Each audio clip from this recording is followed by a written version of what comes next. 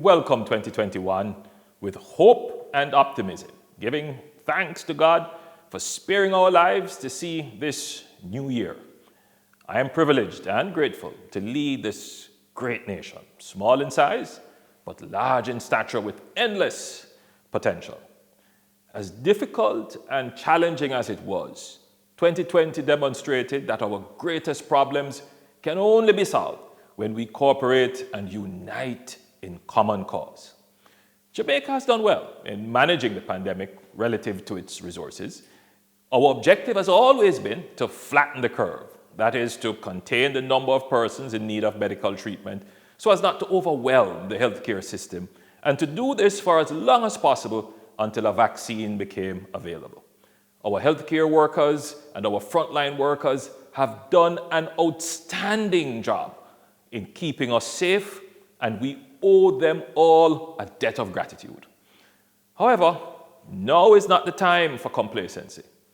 Let us all continue to do our part so that the tremendous sacrifices that we have made in 2020 to protect lives and livelihoods are not squandered. Vaccines are now available, and our government has set up a committee to plan and operationalize the distribution logistics involved.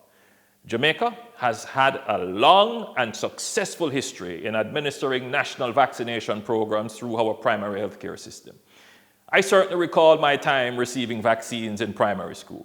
The government will engage in a public education campaign and strongly recommend and urge Jamaicans, particularly those who are vulnerable, to get vaccinated. The vaccine will be free of cost to those who seek to obtain it through the public health system. The pandemic has had far more than just health implications. It has laid bare the fragile world in which we live. Our economies have been affected at every level, globally, nationally, and most importantly, the economy of your household has been affected. Many Jamaicans watching this message now are unemployed. Many business persons and small entrepreneurs have had to close or are contemplating closing their business. The pandemic has also taken a toll on our education system. The society has not yet fully contemplated the impact psychologically and functionally on our children, teachers, and parents. The pandemic has also highlighted our infrastructure challenges, particularly broadband internet connectivity.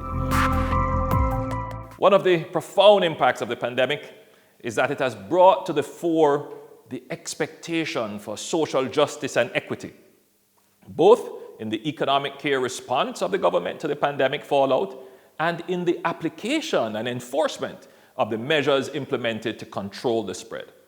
This government is sensitive to these concerns, and we have been quick to respond with critical support for those affected and with measures that are evidence-based, situationally appropriate, and proportionate, at all times being transparent, equitable, and rights-based. The pandemic has caused us to rethink the organization of our society and has provided the basis on which long-desired but feared change can take place.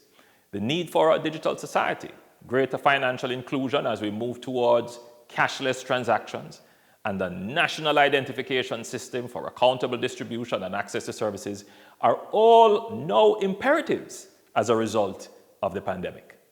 The government is responding to these imperatives, and in 2021 we will advance the development of a digital currency. We will pass the National Identification Bill. We will continue to expand and intensify the program for financial inclusion, and we will expand broadband internet access right across Jamaica. We will focus on measures to regain employment and keep businesses going. We will continue to implement the plans developed under the COVID-19 Economic Recovery Task Force. We will diversify our economy and improve our efficiency and competitiveness through institutional and regulatory reform.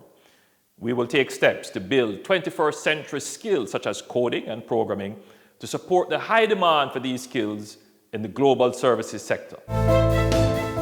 We see and feel the energy in the construction and real estate development sector, and recognize its potential to create jobs, transform the built environment, modernize infrastructure, and improve quality of life.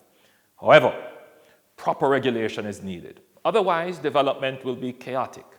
The government is sensitive to the social, environmental, and property rights tensions that are emerging. In 2021, we will bring greater development, enforcement, and regulatory focus to this sector. We will transform our education system. The Education Transformation Commission has been working and is on target to deliver their report during the first half of 2021. This will give us a roadmap towards transforming the system and making it fit for the 21st century and the fourth industrial revolution. The pandemic has also shown the need to have a strong, well-equipped, and fully mobilized security and law enforcement apparatus. The JCF and the JDF have supported the frontline health workers and helped to man our ports, deliver care packages, secure quarantine facilities, in addition to managing states of public emergency and zones of special operations while conducting their regular duties. I want to give special and heartfelt commendations to the hard-working men and women of the JDF and the JCF. Our plan to secure Jamaica is a long-term plan. However, we are beginning to see results. Last year, all serious crimes except shootings were down, and we managed to flatten the homicide curve. We will continue to modernize technology and systems in the JCF and JDF, strengthen the legislative framework to support enhanced crime fighting and security measures, and expand the zones of special operations to transform crime-plagued communities. Integral to the success of our strategy is building trust among our citizens. We continue to see an improved relationship with our security forces, moderation in police action, and enforcement within the law and without violence.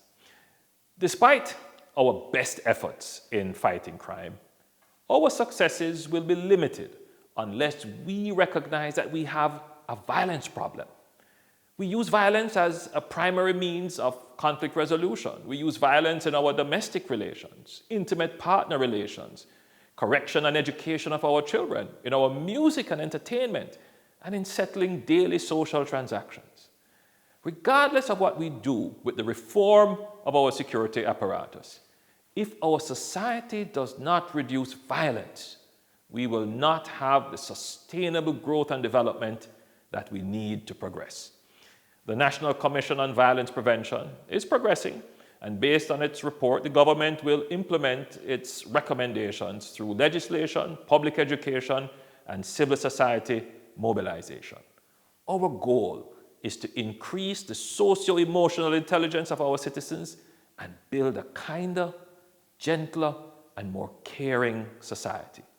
The pandemic has cast a long shadow over 2020, but let's not forget that there was much that we accomplished. 2020 marked the lowest level of interest rates for mortgages and consumer loans in the history of Jamaica, the most stable period of low inflation to benefit consumers and fixed income earners, the introduction of the Tourism Workers Pension Scheme, new opportunities for ownership of the economy with 30,000 Jamaicans becoming shareholders of Trans-Jamaican Highway, the abolition of the minimum business tax and the introduction of the 375,000 MSME tax credit, the reduction in GCT of 1.5%, the implementation of the CARE program, the largest ever social intervention program in the history of Jamaica to cushion the effects of the pandemic, and the recognition of the global community in our handling of the COVID-19 pandemic.